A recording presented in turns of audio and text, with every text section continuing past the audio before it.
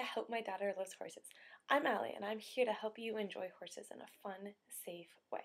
And so today I wanted to talk about trail riding, and in particular, how to go down hills and cross water safely. So enjoy. So here you see Noah and me approaching a downward hill. You notice my heels are down, my shoulders are back, and here Noah misbehaves. You'll notice I keep my eyes pointed in the direction that I want to go. I open the rein to encourage him to stay to the left, and I'm putting right leg on him. So I ask him to go forward again, and down he goes the hill. I keep my shoulders back, and when he misbehaves again, I can open my left rein and put right leg on him and encourage him to keep going down the hill. Now the important thing about going downhill is that you actually stay as close to perpendicular as you can, so you don't want to be leaning too far forward. So here we go across the water. I tell him he's a good boy for actually going into the water, and I let him check it out. There's nothing wrong with him seeing what the water looks like. And as we come out the other side, I make sure my heels are down and my shoulders are back. So now we'll come up, turn around, and come back across.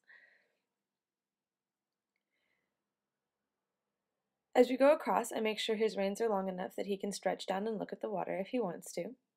And I keep my heels back and my lower leg on him to encourage him to step across. Now, he shouldn't be trotting up the hill. You'll see I shorten my reins and I ask him gently to walk. And when he does, I loosen the reins and reward him. And I keep my back somewhat forward so that my center of gravity stays over him. So we'll try this again. I'll try to walk it through you a little simpler. So again, you'll notice that I keep my upper body back as if I'm riding on the flat. So rather than leaning forward with him, which would put my weight too far forward on his body, I stay back so that if you were to draw an imaginary line straight up and down, it would be perpendicular to the horizon. In other words, it's like I'm on flat ground. I'm not going down a hill. And when he stops at the water, you can see me give him a little heel. Just encourage him to step across. And you'll notice I'm not looking down at the water. I'm looking up and where I want to go. So we'll turn around again, come back across.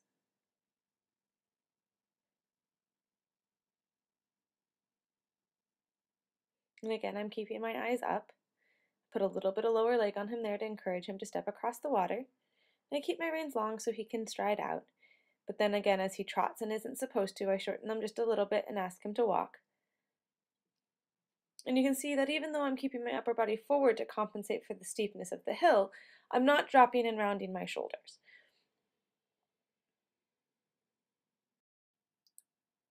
Let's explain this a little slower. The first step of going downhill is to make sure that you stay upright and you don't lean forward and into the downhill. I've made a little diagram that might seem a little complex, but hopefully will make things seem simpler. So what I've done is I have a green line that represents essentially the horizon. This would be the flat line of a totally flat landscape rather than downhill. And you'll see that my body makes a perfect 90-degree angle. In other words, it goes straight up from that green line. It doesn't lean forward and doesn't lean too far back. Now you'll see red dots is the line of Noah's body, the line of the hill. And if I were to actually stay as I had been on the flat, my body would come forward and my head would be all the way up by that red X. And that would tip me way too far forward, make both of us off balance, and would be a very unsafe way of going downhill.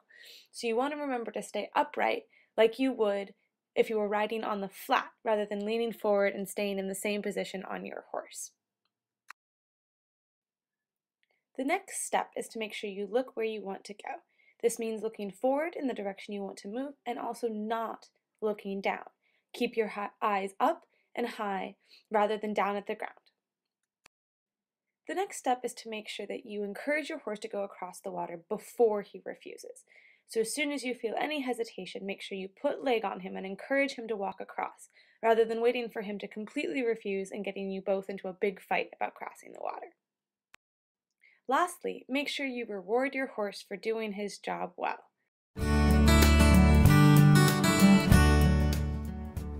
Thanks for watching this video. Help My Daughter Loves Horses. Check out our website for more.